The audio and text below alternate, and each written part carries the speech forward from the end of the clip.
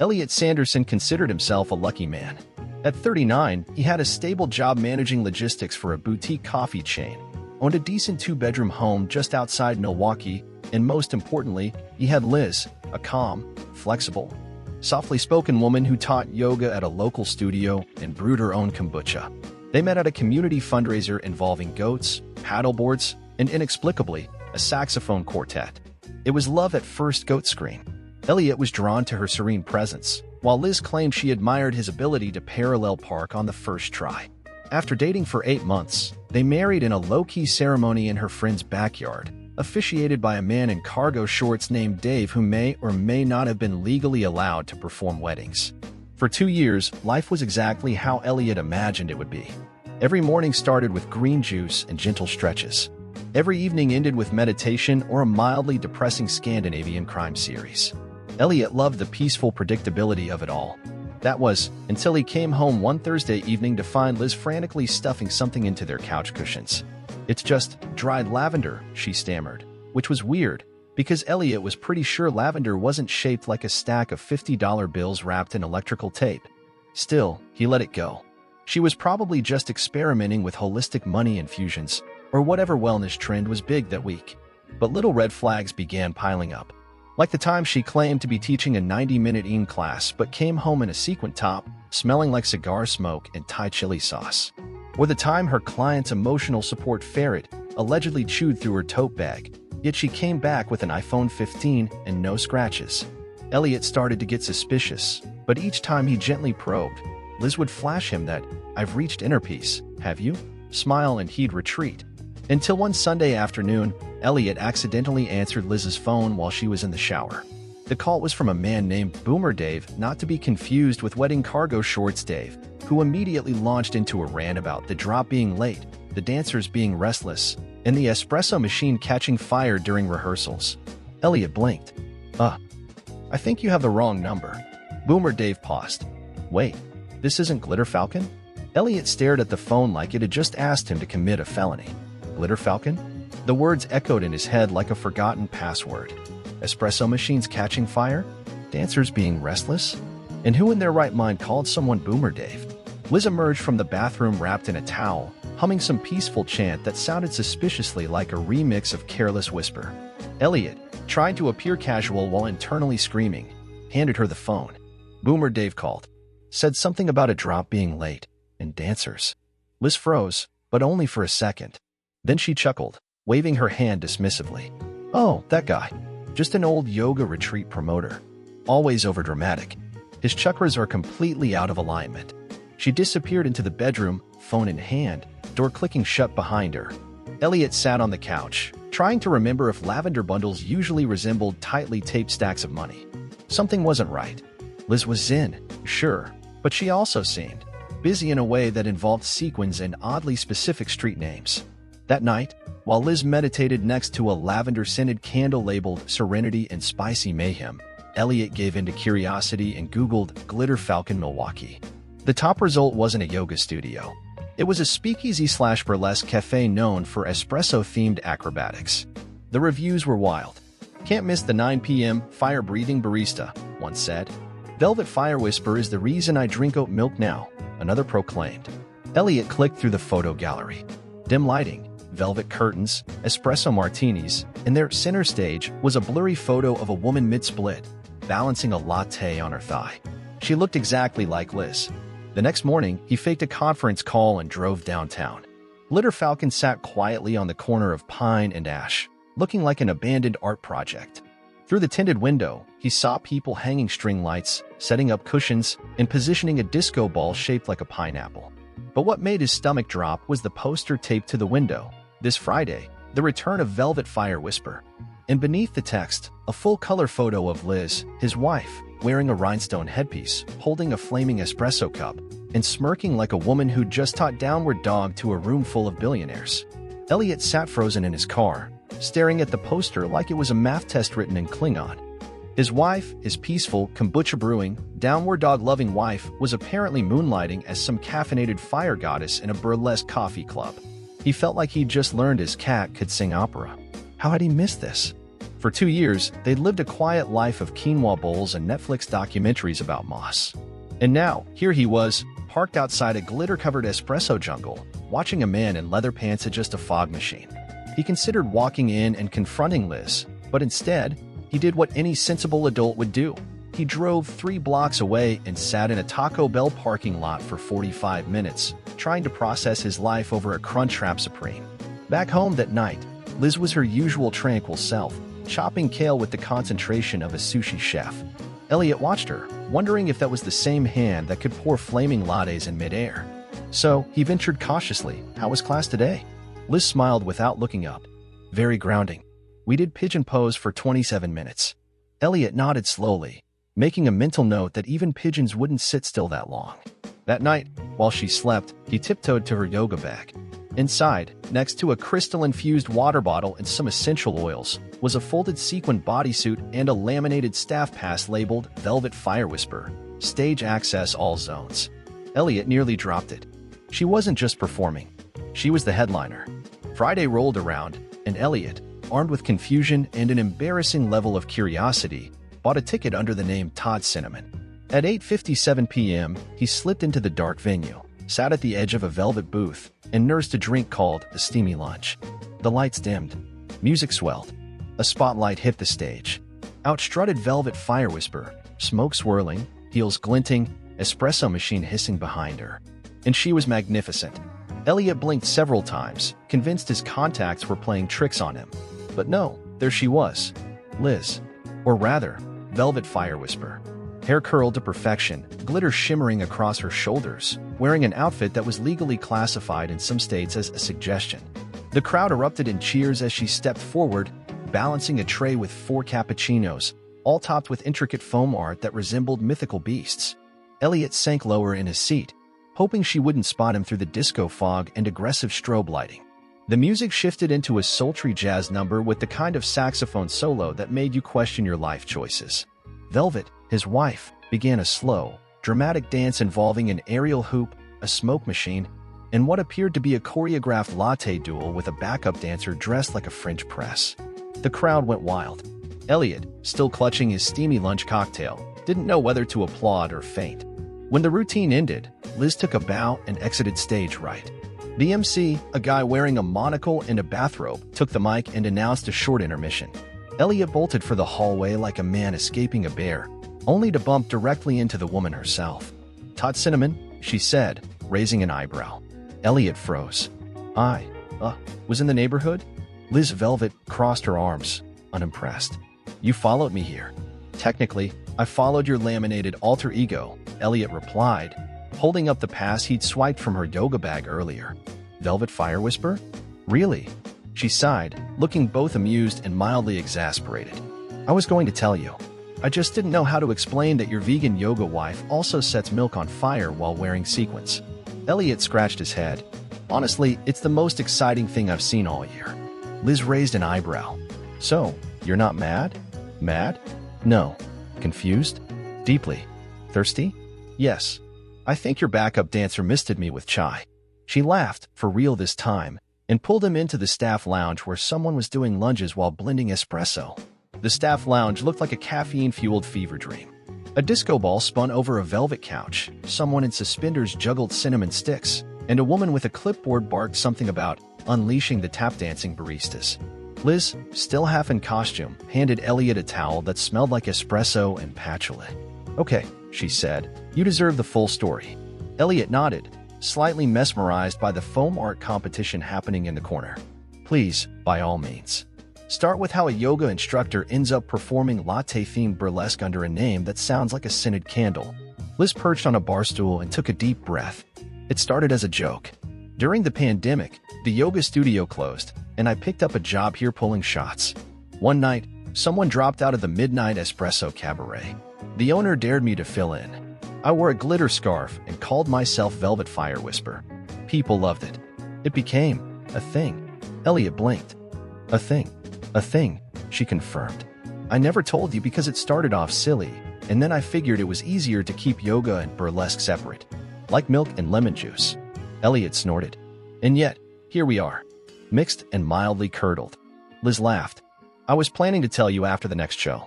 But then Boomer Dave panicked about the fog machine. And well, things got weird. You think? Elliot replied, glancing at a man slow dancing with a coffee grinder. But hey, credit where credit's due. You're amazing. Honestly, it's the most surreal date night I've ever had. Liz beamed. So, we're okay? Elliot sipped what someone handed him, a shot of espresso with glitter foam. We're better than okay. I mean, I married a yoga goddess. Turns out I also got a flaming espresso queen. That's 2-for-1 magic. Liz stood up, still glowing with sweat and sequins. Good, because I have a routine in 10 minutes that involves a pogo stick and whipped cream. Want to help with the fog button? Elliot raised his hands. Born ready. 10 minutes later, Elliot found himself backstage, holding a fog machine remote labeled Dramatic Mist, Do Not Abuse. A choreographer in a beret gave him a 10-second crash course in atmospheric timing, while Liz slipped into a second outfit that somehow included tassels, suspenders, and a latte-colored cape. Elliot tried not to panic. He'd never been part of a live show unless you counted the time he accidentally set off the fire alarm during an office potluck. The stage music kicked in, a remix of Flight of the Bumblebee, with cowbell, and Liz, now fully transformed into Velvet Fire Whisperer, took center stage. The crowd erupted. Elliot squinted at the fog machine remote. He was told to push the button when she did a spin and wink. Easy enough. But right before the moment came, a barista in roller skates brushed past and knocked the remote out of his hands. It skidded across the floor and landed under a tray of cappuccinos. Elliot dove after it, barely avoiding a backup dancer rehearsing a move called the Caramel Whirlwind. He grabbed the remote, rolled back to position, and hit the button, except he accidentally held it down for too long. Instead of a dramatic puff, a choking tsunami of fog exploded from stage left, engulfing the performers, the espresso machine, and half the audience. Screams rang out, mostly from confusion and one guy who lost his biscotti. Liz continued performing like a pro, emerging from the fog like a caffeinated goddess rising from a mystical roast. The crowd, assuming it was intentional, went wild. People stood up, cheering, waving foam fingers shaped like espresso cups. After the show, Elliot was mobbed by 2 women demanding to know if the fog effect was symbolic of the duality of foam and truth. Definitely, he said, pretending to adjust an earpiece he didn't have. It represents froth and illusion. Backstage, Liz was cracking up. You almost fogged out my eyelashes, she teased. They're insured. Elliot shrugged, grinning. Hey, I got you applause and an accidental smoke bomb. That's husband-level support. Liz kissed him on the cheek.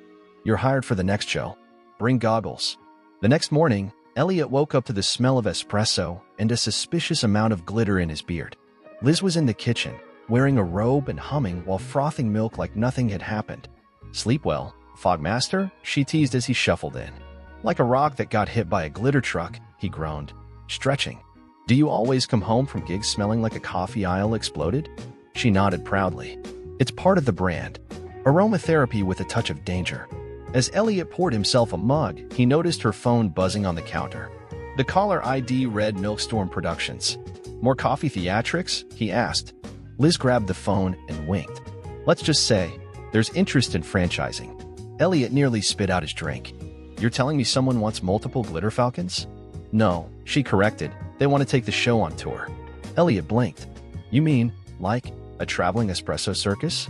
With jazz hands, fireproof leggings, and possibly an inflatable croissant, she added. He sat down slowly, processing. So I'd be what? Roadie? Fog consultant? Glitter technician? Liz handed him a croissant, grinning. All of the above. If we go together. I've already got a routine in mind where we duet with a dual pour cold brew showdown. Elliot took a bite of the croissant, which tasted vaguely of nutmeg and anxiety. Okay, but I'm not wearing tights. She shrugged. We'll see. The crowd loves a tight-panted latte swirl. Over the next few weeks, things got weirder and more wonderful. Liz trained Elliot in latte choreography. He mastered the steamy spiral, the caffeinated crab, and something called the macchiato slap. They started rehearsing in the living room, bumping into furniture and confusing their cat, Brewster, who developed an unhealthy obsession with foam wands. Flyers went up around town. Social media buzzed. Local news ran a segment titled, Couple Brings Jazz, Java, and Jumpsuits to Life. Elliot, once just a logistics manager, was now part of the act. And surprisingly, he was really, really into it. Their first tour stop was a converted bowling alley in Des Moines, rebranded as the Roast Lounge for the weekend. Liz, ever the creative force, transformed the venue with fairy lights, dangling mugs, and a makeshift espresso cannon crafted from plumbing parts and optimism. Elliot helped rig the fog machine, now equipped with a safety timer after the Great Biscotti incident, and rehearsed his part of the new duet, Beam Me Up, Baby. It involved jazz hands, a smoke ring, and dual milk frothing to a cover of Sweet Dreams, played on kazoo. The crowd? Packed. Locals had never seen anything like it. A guy in a trucker hat cried during the cold brew interpretive dance. A teenager asked Elliot for his autograph, mistaking him for someone from Cirque du Soleil.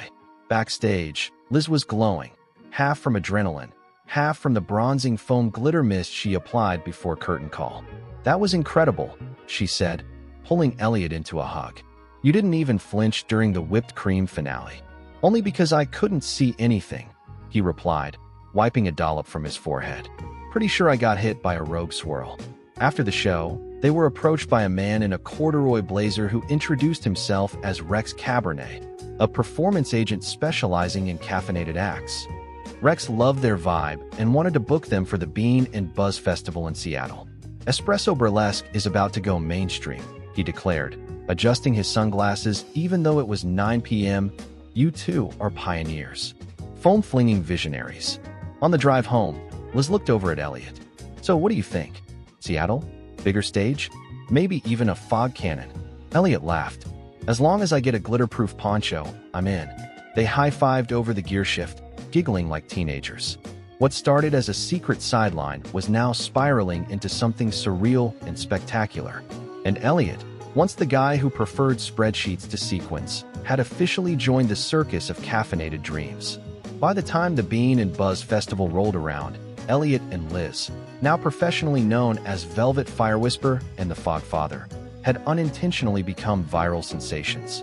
A clip of their cappuccino tango had made the rounds on TikTok, captioned, "I didn't know I needed interpretive foam art in my life until now." Even Elliot's old co-worker Greg texted, "Dude, are you in sequins? With a latte? Marry me." The festival itself was a wild whirlwind of artisan roasts, avant-garde percolation, and an interpretive performance involving a man in a coffee bean costume reading Kafka aloud. Elliot and Liz's set was scheduled as the closing act on the main stage, right after something called the Americano Awakening. They spent hours perfecting their finale, which included synchronized steam bursts, a glitter-pour finale, and a slow-motion espresso shot ballet. The crowd was massive, standing room only. As the lights dimmed and the first note of "Espresso Yourself" echoed through the air, Elliot peeked through the curtain and gulped. "There's a man out there holding a Froth Daddy sign," he whispered. Liz grinned. "You've made it." Their performance went off without a hitch. Every spin, swirl, and pour landed perfectly. At one point, Liz tossed a cup of foam into the air, and Elliot caught it while doing a moonwalk with a milk pitcher. The audience lost their minds. Phones lit up. People cheered like it was the foam-powered finale of a Marvel movie. As the final glitter cloud settled, they bowed to a standing ovation that echoed through the air like a coffee grinder in a cathedral. Backstage, a woman with a clipboard told them Netflix had sent a scout. Another guy handed them a gift basket shaped like a mocha pot. "What just happened?" Elliot asked, collapsing onto a couch beside Liz, who was carefully removing a rhinestone from her eyebrow. "You just served drama," she replied, with a double shot of destiny.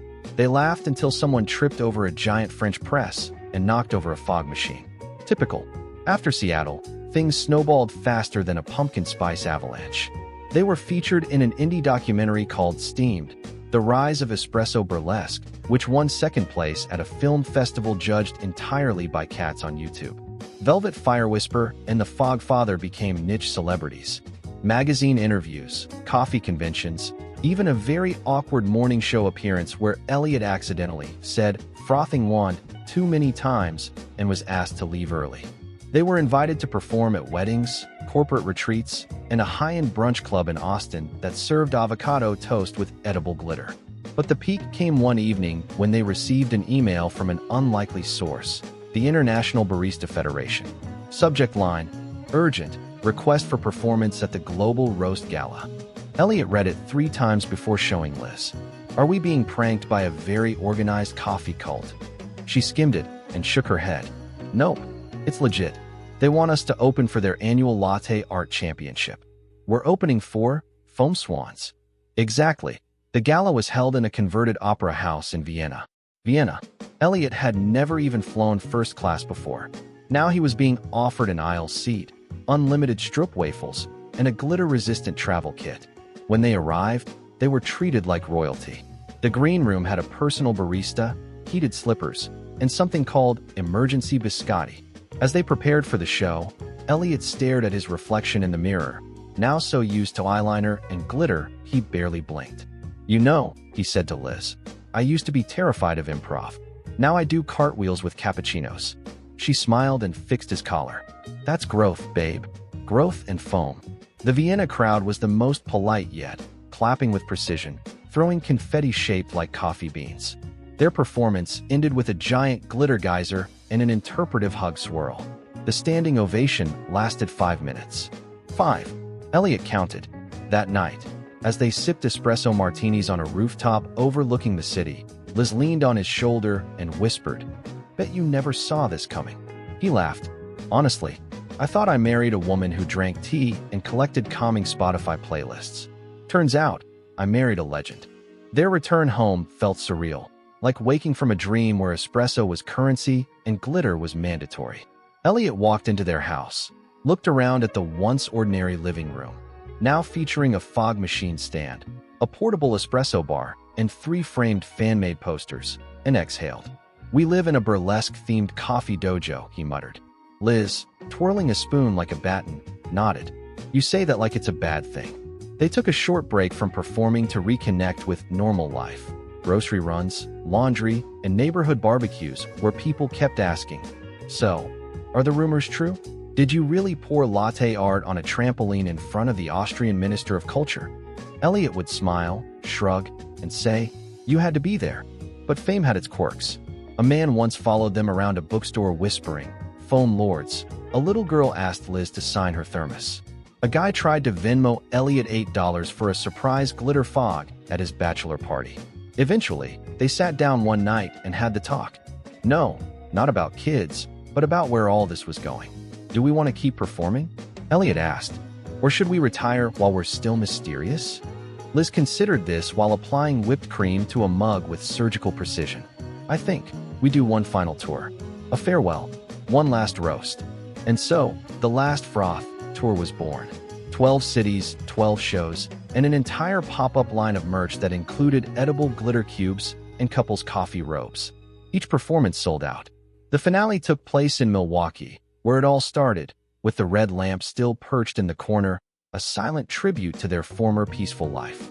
As the crowd stood cheering during their last number, Elliot grabbed the mic, choked up, and said, 2 years ago, I thought this lamp was blurry. Turned out, it was my entire perspective. Liz pulled him into a bow as the crowd went wild. And when the lights dimmed for the last time, they didn't feel sad, just grateful.